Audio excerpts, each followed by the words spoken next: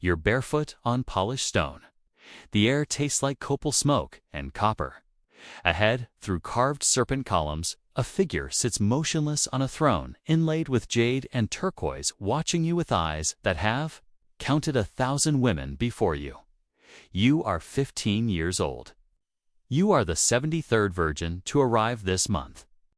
And you are about to learn that being chosen by a god is not always a blessing. Before we step into that throne room, I have to say it genuinely amazes me that a story this old, this strange, reaches people in every corner of the world. Drop a comment and let me know where you're watching from. The fact that we're all curious about the same buried truths separated by centuries and oceans never stops fascinating me. It's November 1519. The city spreading below Lake Texcoco holds more people than Paris or London, 200,000 souls living in a place the Spanish will later call more beautiful than anything in Spain. But inside the royal complex, behind walls no European has yet seen, a system operates that will shock even men who've burned heretics alive. Moctezuma II, 9th Emperor of the Aztec Empire, rules not just through military might or tribute gold, but through an apparatus of sexual control so elaborate, so intertwined with theology and statecraft, that calling it a harem misses the point entirely. This is something stranger, something the Spanish will use to justify genocide, even as they secretly envy what they're destroying. Our sources are contaminated, written by conquerors, translated by monks, filtered through two incompatible worldviews colliding. Bernal Diaz del Castillo, who walked these halls as a soldier. Bernardino de Sahagun, who interviewed survivors decades later. The Codex Mendoza, with its careful accounting of tribute, including human tribute, and fragments of Nahuatl poetry that survived the burning of books. They don't agree on everything, but they agree on this. What Moctezuma built was unprecedented, and what replaced it was worse. Picture the city on the morning she arrives. Tenochtitlan rises from an island in a lake, connected to shore by 3 great causeways that can be removed in war. The Templo Mayor pyramid dominates the skyline, its twin shrines visible for miles, one to Huitzilopochtli, god of war, the other to Tlaloc, god of rain. Between them, the air shimmers with smoke from braziers that never go out. The palace complex covers 6 acres. Inside, administrative chambers, military councils, a zoo with jaguars and eagles, an aviary, gardens that trial the species of the empire, rooms for foreign ambassadors, and separate wings, 3 of them devoted entirely to women. The girl from Tlaxcala doesn't know which wing she'll be assigned to. Her father wept when the imperial inspectors chose her, but also felt a contradictory pride. To be selected meant beauty, meant purity of bloodline, meant a kind of immortality. If she bore the emperor's child, her family's status would rise. If she pleased him, she might receive land, cacao, featherwork. If she merely survived with grace, she'd return home in a few years with a dowry no local lord could match. But there were other possibilities no one spoke about directly. Possibilities involving temple rituals, astronomical calendars, and the specific needs of gods who demanded more than corn and flowers. An older woman meets her in the courtyard, face painted white, hair braided with quetzal feathers. "You're fortunate," she says, in accented Nahuatl. "You arrived on a favorable day. The emperor is in good spirits." The Spanish strangers brought him gifts, glass beads he finds amusing. She gestures toward a building with obsidian-framed windows. First, the examination. Then the sorting. Some become Siwapili, wives of diplomacy. Some become Ahuyani, sacred courtesans who serve at festivals. Most become Tlasahuatl, the available ones. And a few, she pauses, studying the girl's face. A few are kept sealed until the calendar requires opening. The examination is intimate and methodical. 3 priestesses inspect her body for scars, her teeth for decay, her hymen for intactness. They measure her height against a cord. They ask her to sing, to demonstrate she's not mute. They inquire about her first blood when it came, how many cycles, any irregularities. All of this is recorded in pictographic script on amatol paper. She is not a person in this moment. She is inventory. What the Spanish will never quite grasp is that this system is theological before it's sexual. Moctezuma didn't collect women out of simple lust, though he certainly felt desire.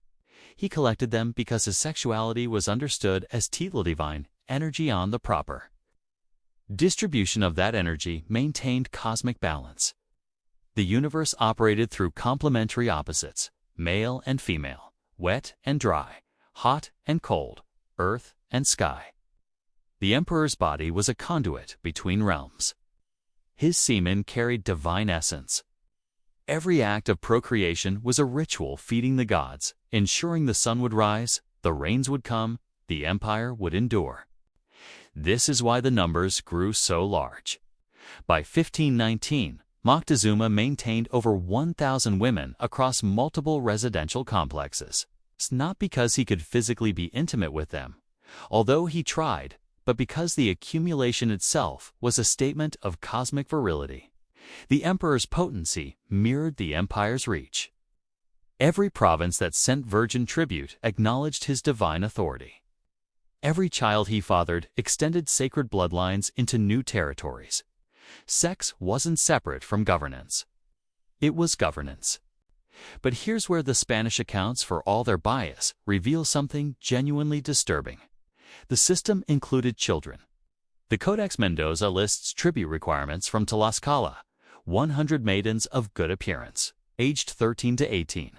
From Oaxaca, from Veracruz, from Michoacán, each subjugated region supplied a quota.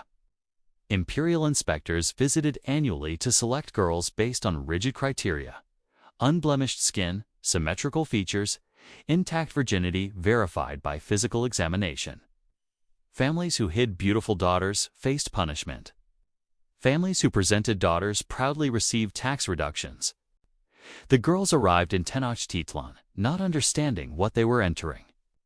Some imagined Romance the Emperor was said to be tall, articulate, a poet who composed songs about hummingbirds and mortality. Some imagined Horror, the same city that welcomed them with flower garlands, also featured skull racks, displaying thousands of sacrificial victims. Both imaginations were correct. Moctezuma could be tender and generous. He could also be utterly indifferent, a god sampling worshippers. The women weren't people to him, exactly. They were instruments in a cosmic symphony only he could hear. One practice particularly horrified the conquistadors: the virginity harvest. On specific dates determined by the sacred calendar, specially before major sacrifices, Moctezuma would deflower selected virgins at particular temples. The blood-stained cloths were burned as offerings.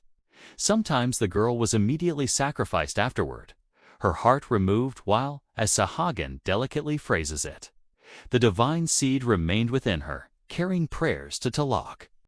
Sometimes she survived and entered the general population of concubines, now marked by divine touch. The Spanish friar Diego Duran claims Aztec priests knew herbal methods to restore maidenhood, allowing the same woman to be ritually deflowered multiple times for different ceremonies. Whether this was actual practice or Spanish fantasy projecting their own obsessions, we can't be certain. But the documents keep returning to it, this idea that virginity was a renewable resource in Aztec theology, something that could be harvested, restored, and harvested again. The Ahuyani occupied a different category entirely. These weren't captive tribute girls, but professional sacred courtesans trained in music, poetry, dance, and elaborate sexual techniques that carried religious significance. They served at temples during festivals. They entertained at palace feasts where, according to Bernal Diaz, coupling was public and ritualized. After eating, women entered beautifully dressed and painted. They danced, then coupled with guests, in view of all. The emperor watched from his throne, occasionally joining. What shocked us most was the religious solemnity. Priests blessed the couplings. Incense was burned. Prayers said during the acts. The Ahuyani weren't slaves. They could own property, refuse clients, retire with honor. But they existed in a liminal space between prostitution and priesthood that the Spanish couldn't categorize. Were they holy women or whores? The Aztec answer was both. Neither. The distinction is meaningless. Sexuality and divinity weren't separate. An Ahullana performing ritual intercourse was as much a priest as the man cutting hearts from chests atop the pyramid. Both fed the gods. Both maintained the universe.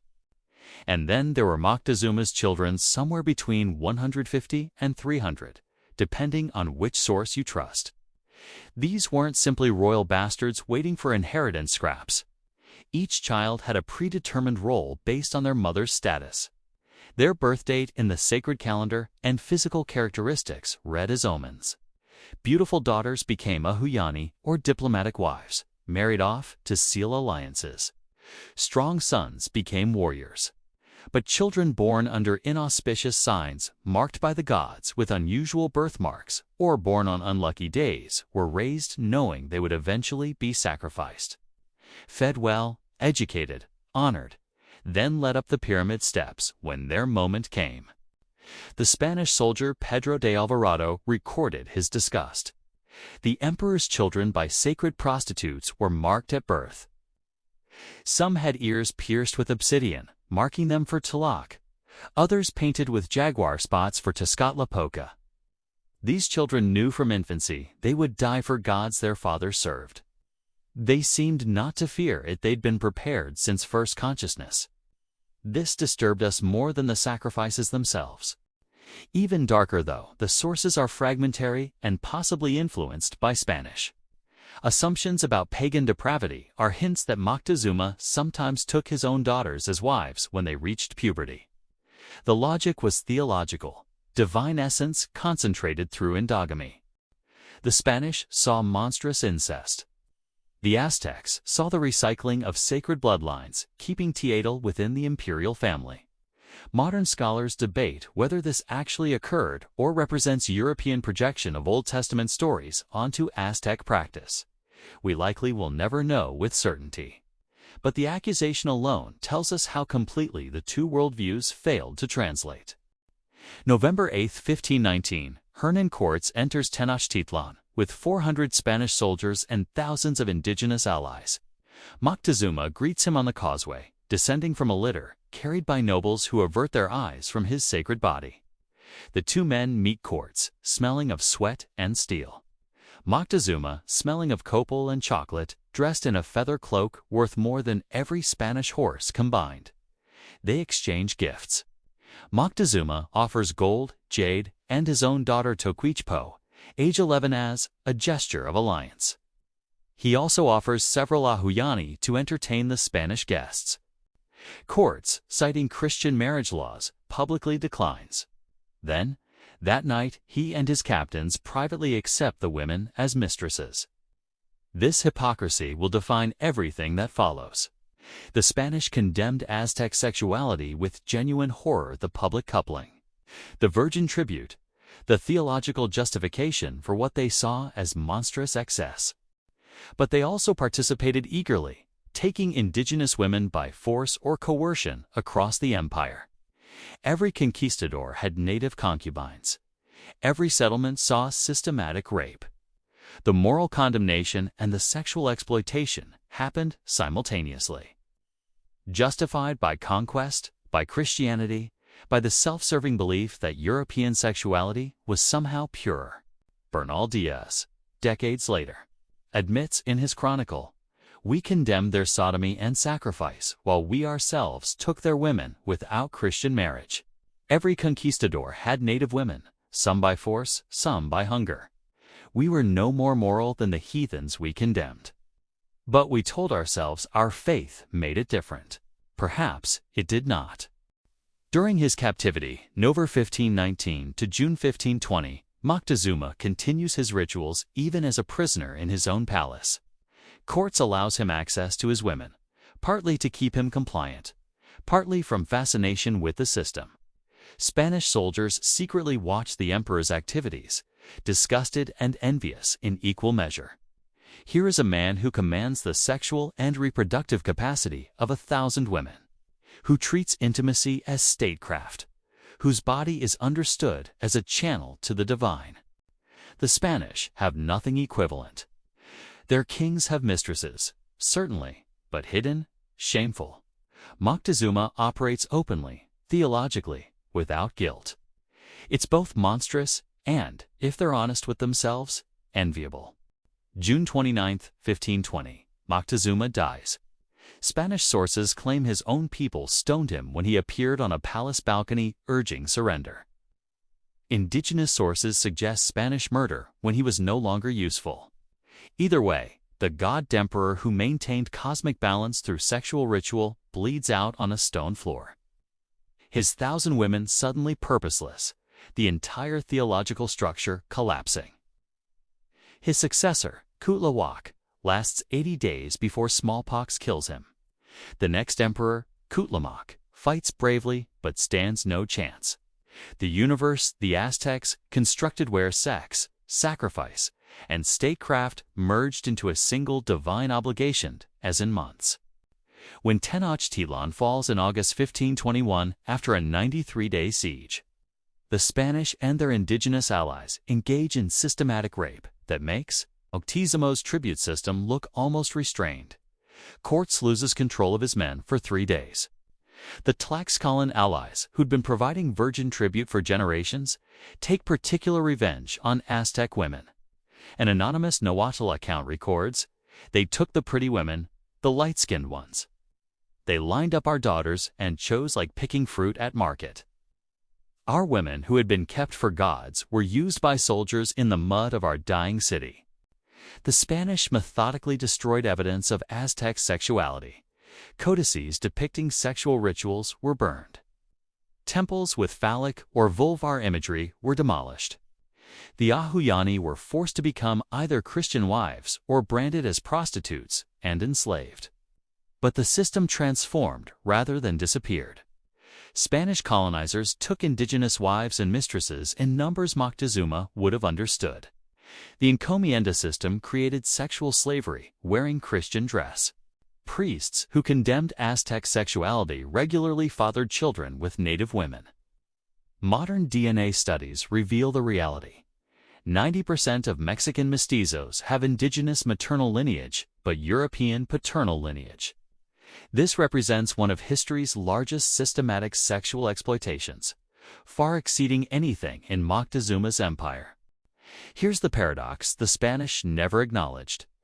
They used Moctezuma's sexual practices to justify conquest, painting the Aztecs as depraved savages requiring Christian salvation. Yet they immediately recreated a similar system under different theological branding. The virgin tribute became the encomienda's sexual access to indigenous women. The Ahuyani became mission concubines. The emperor's divine sexual authority became the colonizer's racial sexual dominance. The names changed. The moral justification changed. The fundamental exploitation continued. We want simple stories. We want Moctezuma to be either a monster or a victim of colonial slander. He was neither. He was a man shaped by a worldview where sexuality and divinity were inseparable, where cosmic balance required elaborate sexual rituals, where virgin tribute was taxation and sacrifice was theology. By his culture's logic, he was performing sacred duty. By our standards, he was systematically exploiting children and women. Both can be true. History is rarely simple. But here's what haunts me. The Spanish destroyed Aztec sexuality, not because it was more exploitative than European practice, but because it was explicit. The Aztecs built their sexual empire openly, theologically, as statecraft. Europeans built theirs through hypocrisy condemning indigenous practices while doing worse in secret. We remember Moctezuma's 1,000 women. We forget that every conquistador, every priest, every colonial administrator participated in sexual violence that ultimately destroyed 90% of the indigenous population through disease, murder, and exploitation. 500 years later, the throne remains hollow. Whether filled by Aztec god temperors or Spanish conquistadors or modern traffickers, power expresses itself through sexual control. The theological justifications change divine essence, Christian salvation, free market choice. The fundamental pattern persists. Moctezuma believed his sexuality maintained the universe. The Spanish believed destroying his system was God's work. Both built empires on women's bodies. Both justified atrocity through divine mandate. The girl from Tlaxcala never learned her name. She's a detail in a tribute list, one of thousands. Did she survive the conquest, become a Spanish mistress, die in the siege, return home to an empty village depopulated by smallpox? We don't know. She's silent in the sources, her voice erased by men writing histories of other men. But she was there. In that courtyard, being examined and sorted. She felt the polished stone beneath her feet, smelled the copal smoke, saw the obsidian-framed windows. She was 15 years old. She deserved better than becoming a footnote in the story of empires. The dark sexual practices Moctezuma tried to conceal weren't concealed at all. They were foundational. Theological, explicit. What was concealed was that the men who condemned him were worse. That revelation didn't make it into the official histories for 500 years, but the bodies remember. The bloodlines remember. The DNA remembers what the books tried to hide.